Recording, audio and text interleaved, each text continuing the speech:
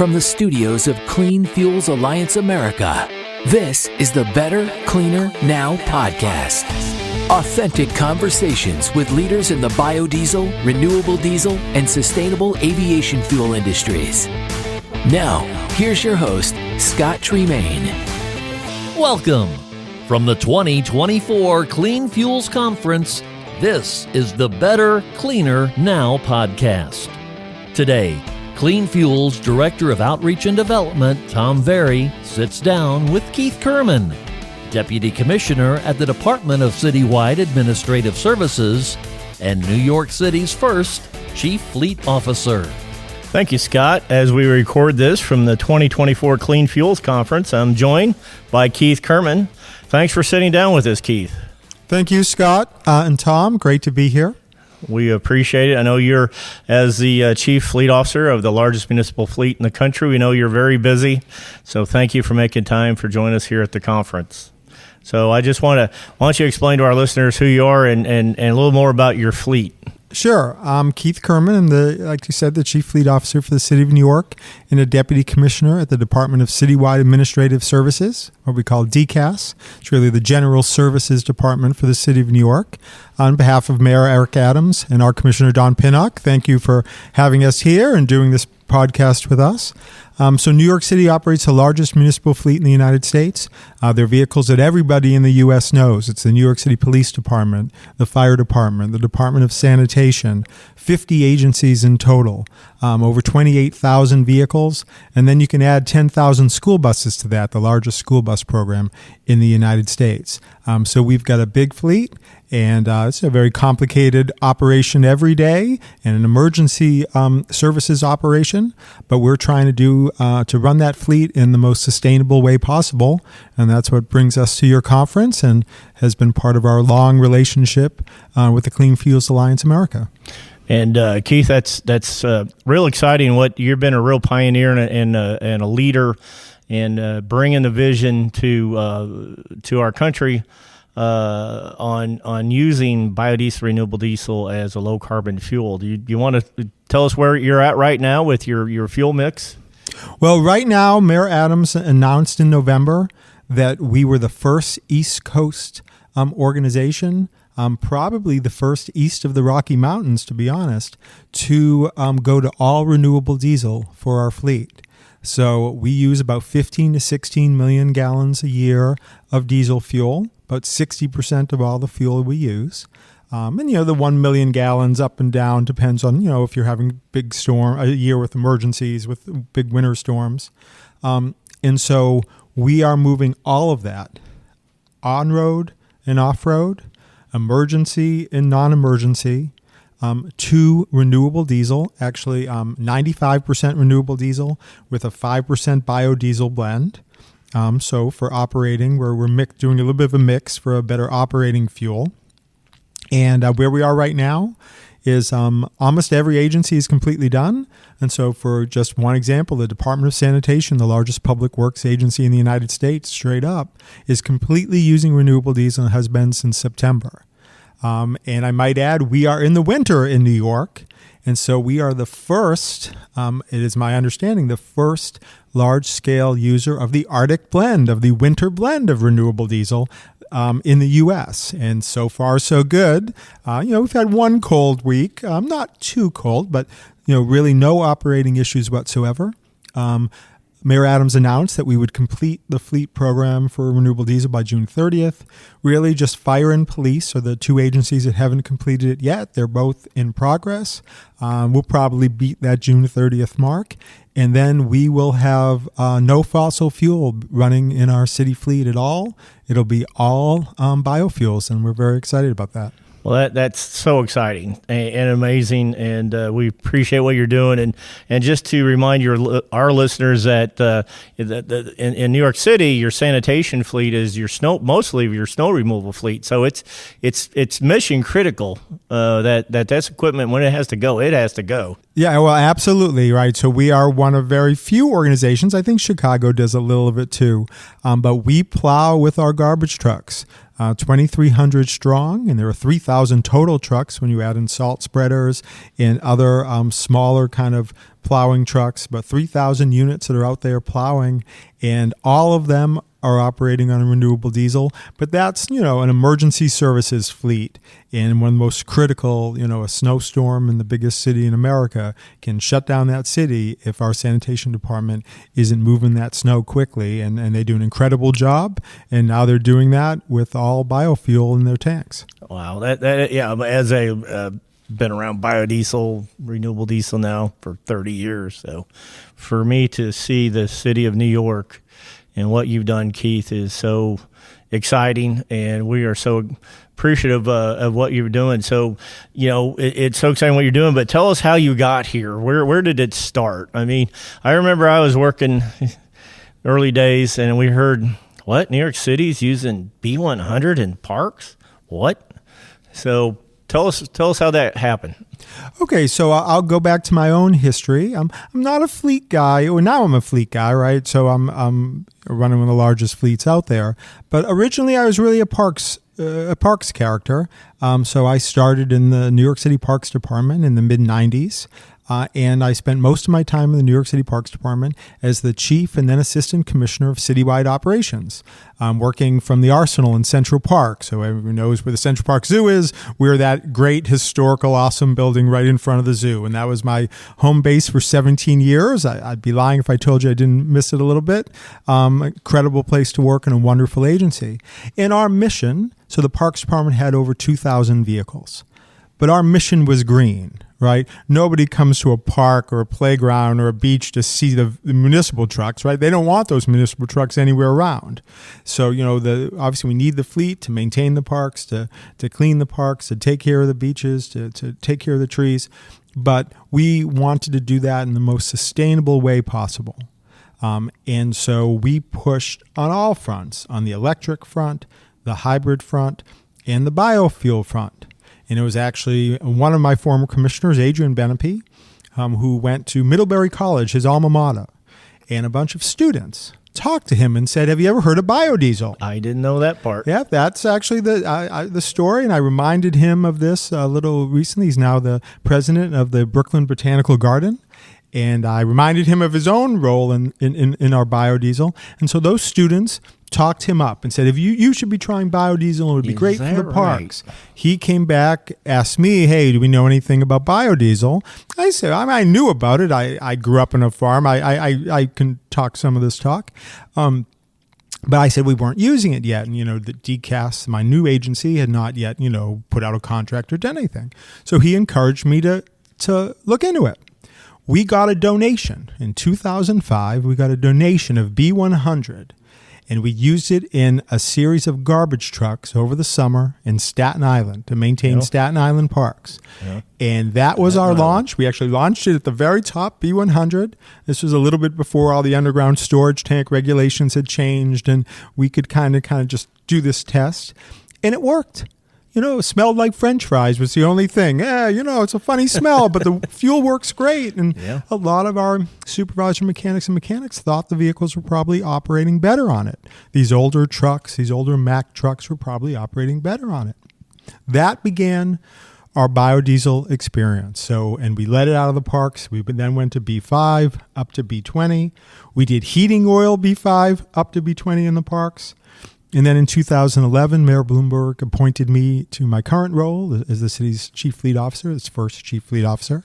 And we brought that program citywide. Can I stop you for a second? Can I kind of put some context in here?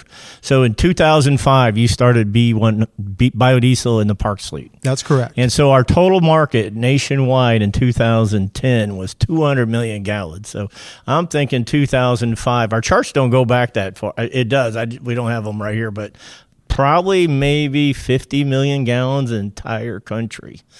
And the most of that was in the Midwest. And here you guys just, being New York City, said, we got this and ran with it, and here you are. So I just want to put some context. Sure, and all the parks trucks, and then sanitation was the next big agency, and they're an enormous fuel user. They came on right after parks, and we were up very quickly to B20. We did B20 in the winter as well. And then under Mayor Bloomberg, it was legislated. So we had a legislative effort in 2013 that required biodiesel in the city fleet, B20 in the warm weather months, B5 in the winter.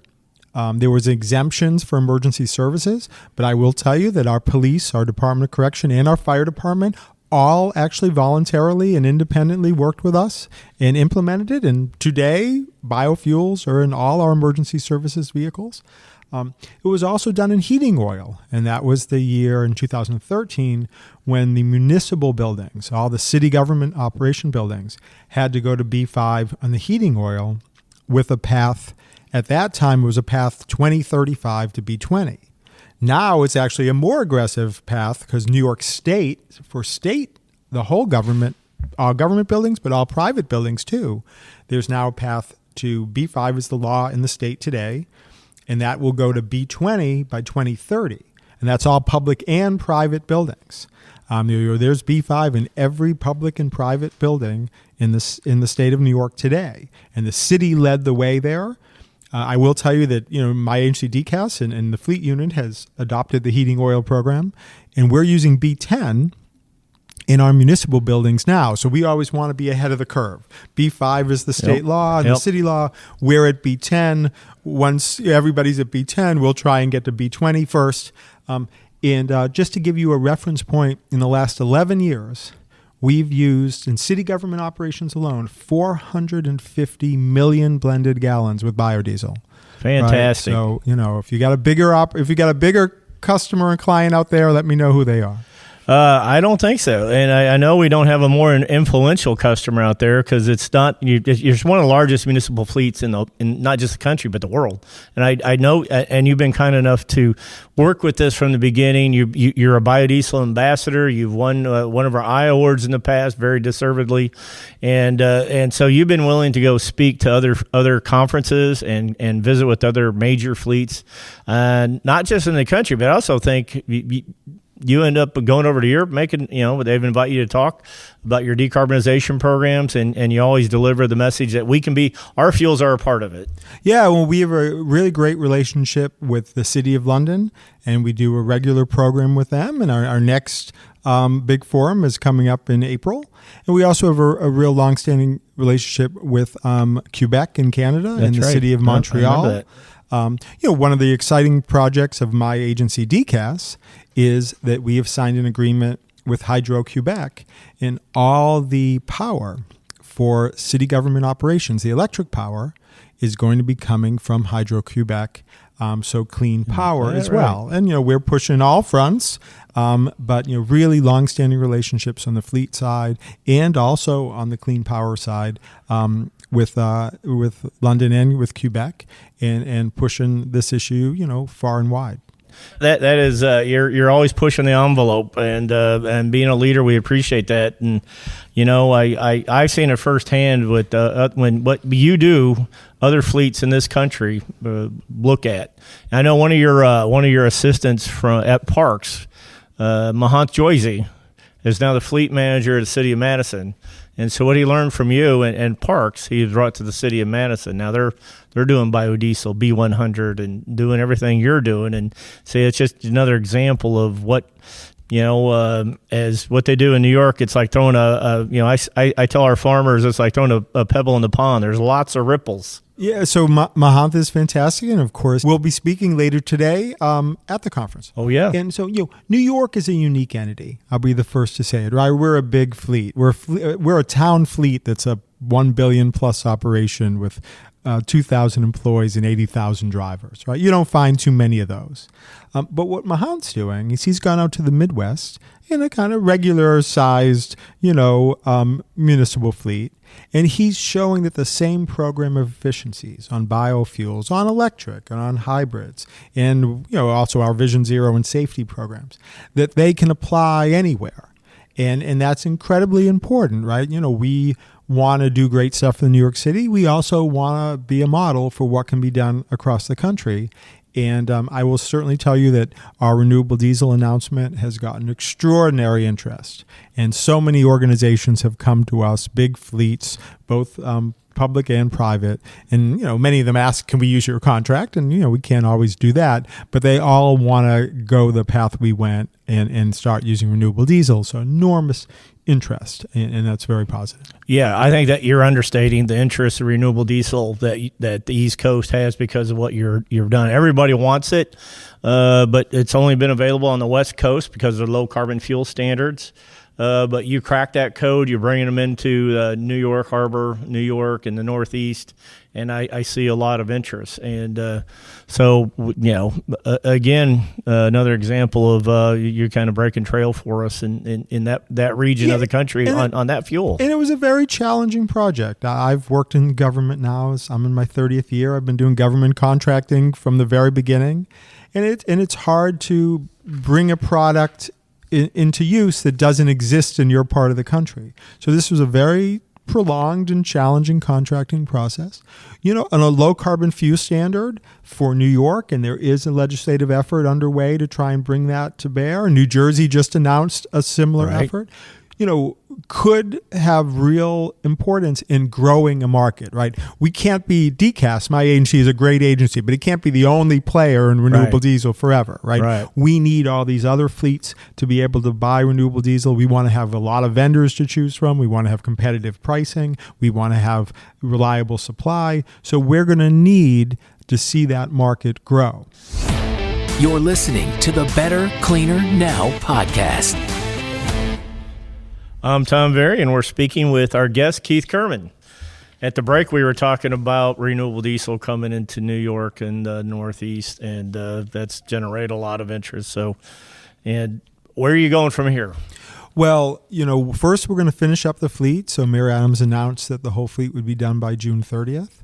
And, one thing that's very exciting, in 2015, we announced that we would achieve 50% greenhouse gas reduction by 2025, right? During the Paris Climate Accords, we said, all right, we have one of the big fleets out there. We all know transportation is one of the real thorny sectors in terms of emissions, especially on the trucking and specialized equipment side. So we announced 50 by 25, and we were going to do that through three strategies.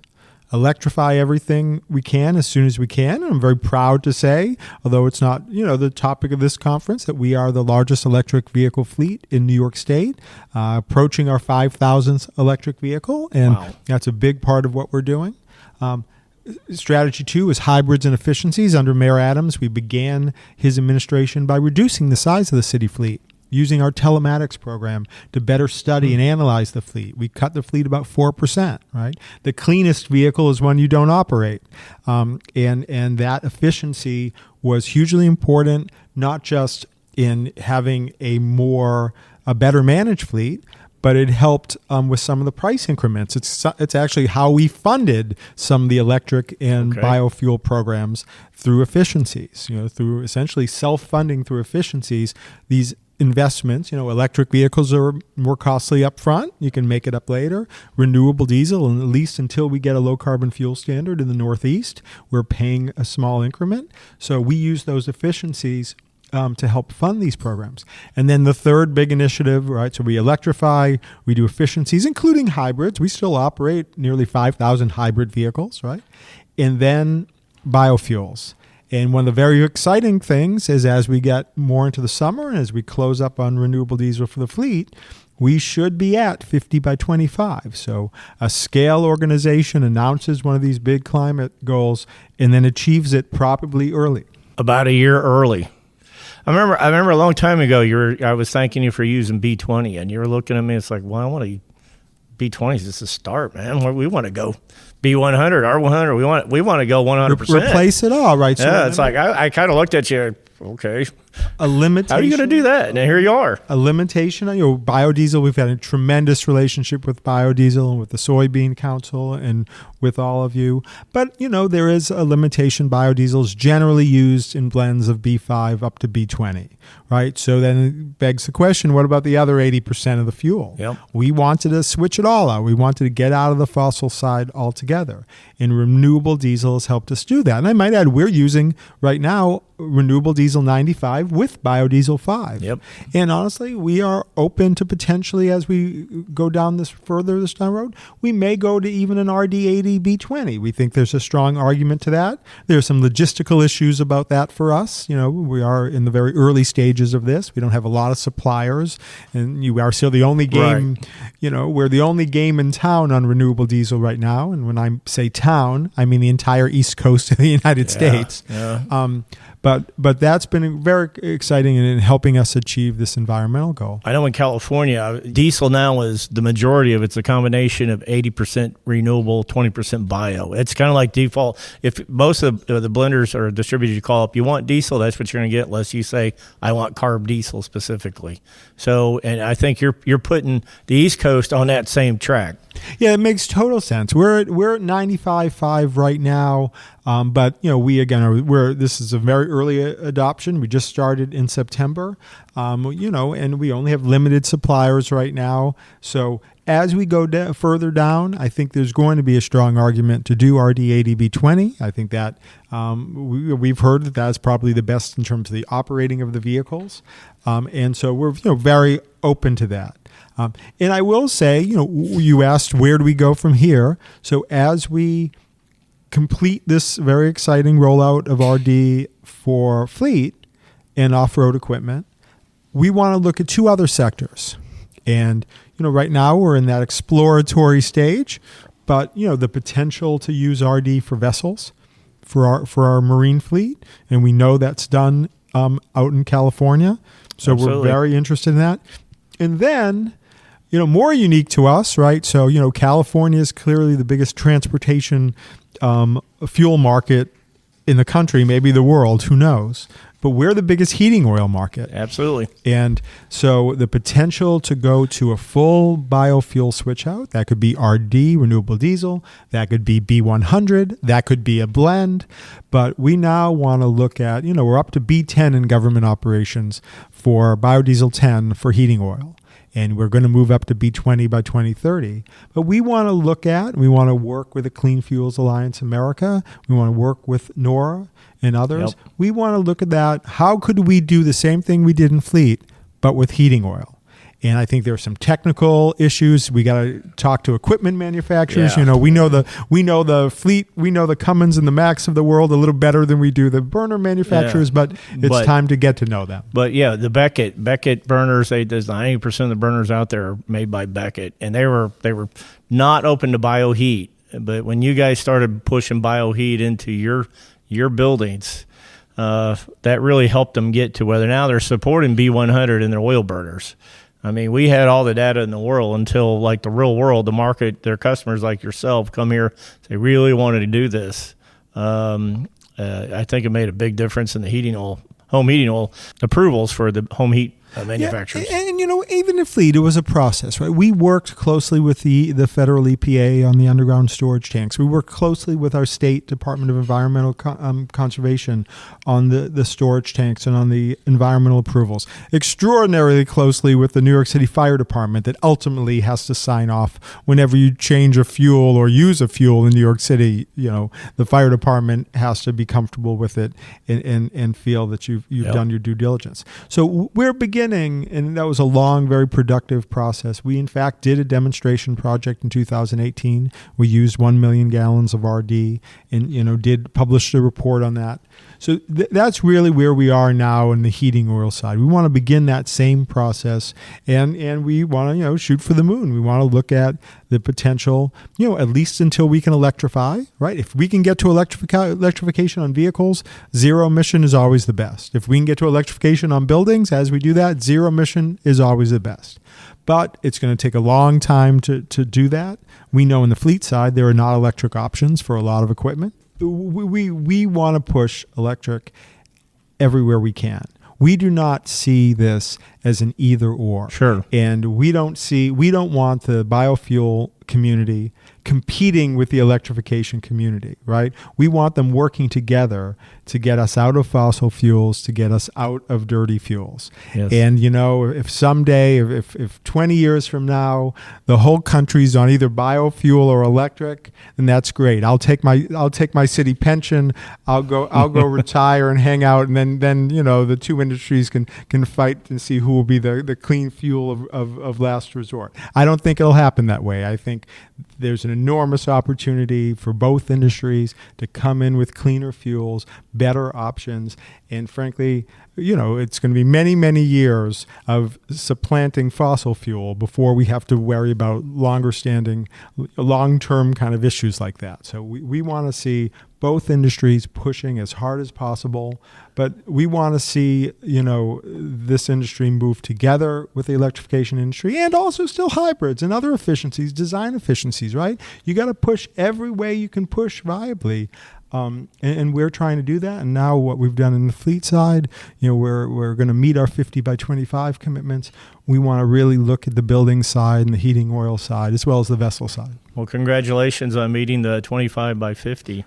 Well, we haven't announced it yet. No, but you haven't gotten there yet. We are right on. Okay. We're right on track. Well, thanks to you, we have developed a relationship with the world famous FDNY, and so we got to know some of them, especially the firehouse up in Harlem, Engine 59, Ladder 30, and so it's so much fun to talk to those guys because they have a biodiesel pump inside their house, inside their firehouse, B10. And I first walked in, I saw that. I said, "Oh, thank you, Keith." So it is so cool to see that. So thank you for so many things, and also you have a commitment to domestic fuel, domestic feedstocks. Well, is that right, Keith, on your renewable diesel?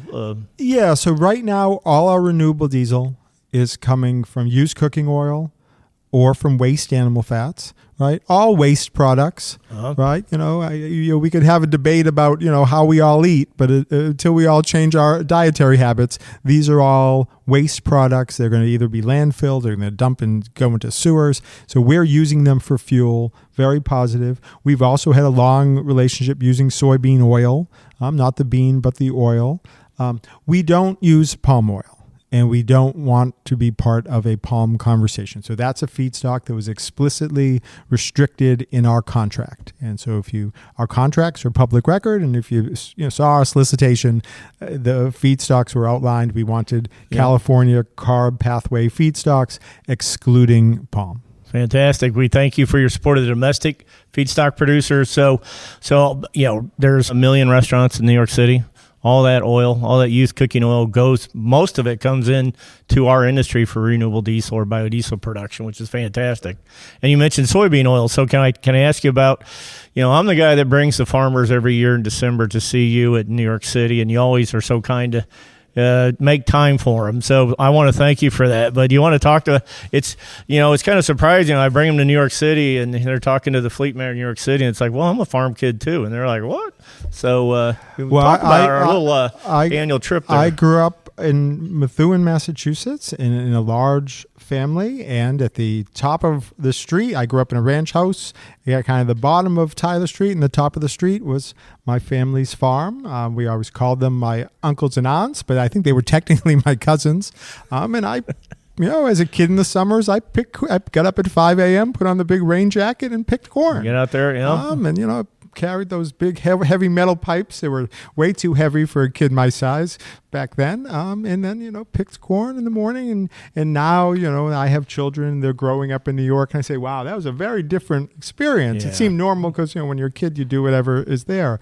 But now I really appreciate that experience. And I love having the farmers come into the city.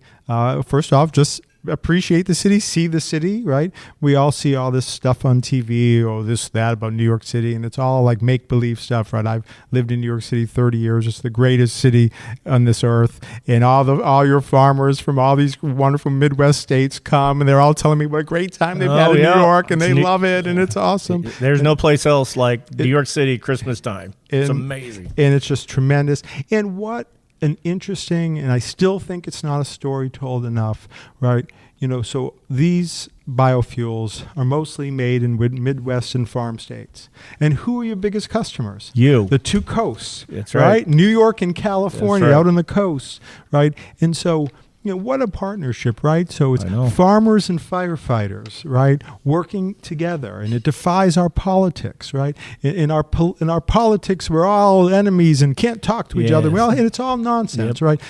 Our society isn't broken. Our politics is, Yes. but our society isn't. And these are stories we don't tell enough. The tremendous partnership between all the farm states and all the coastal states, really trying to get domestic, cleaner, sustainable fuels. And it's a great story, and something we should promote Absolutely, more. Keith. Our farmers coming out from the Midwest, and they love talking to you and the people in New York on the East Coast.